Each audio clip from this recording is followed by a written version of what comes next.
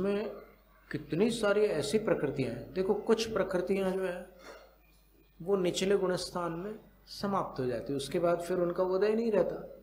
जैसे अयश कीर्ति है, तो अयश कीर्ति कर्म का उदय कहाँ तक होगा? उसका बंध तो मुनि अवस्था में होता है छठे गुणस्थान तक, लेकिन उसका उदय कहाँ तक होता है? अविरत सम्यक दृष्टि चौथे गुणस्थान तक। सीता जी सम्यक दृष्टि थी, लेकिन अयश कीर्ति का उदय आ गया, लोकापवाद हो गया।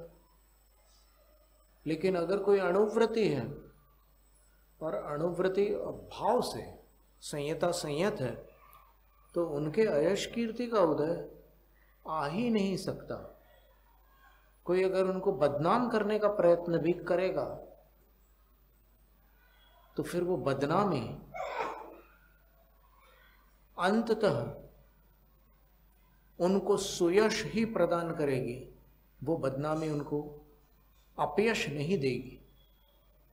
बदनाम करने वाला हानि को प्राप्त होगा। और फिर जब अणुव्रति की ये स्थिति है तो फिर महाव्रति का क्या कहना।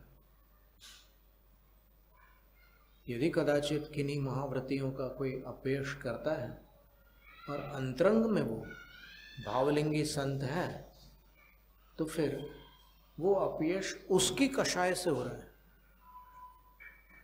इनके अयश कीर्ति का उदय नहीं है। कोई साधु है तो इनके तो यश कीर्ति का ही उदय होगा, क्योंकि पंचम गुण स्थान से ही अयश का उदय बंद हो जाता है। तो अगर कोई उनको कोशिश करता है बदनाम करने की, तो फिर वो सब अंततः पूरा वो जो उसने पासा डाला है सामने वाले ने, वो पलट जाता है और साधु का यश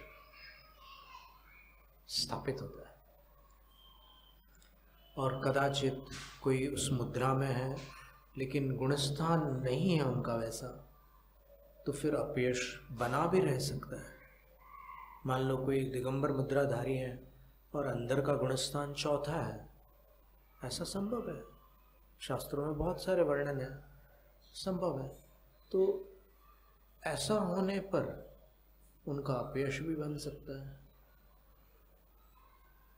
लेकिन फिर भी जो कषाय करेगा मुनि मुद्रा के प्रति और मुनि के प्रति,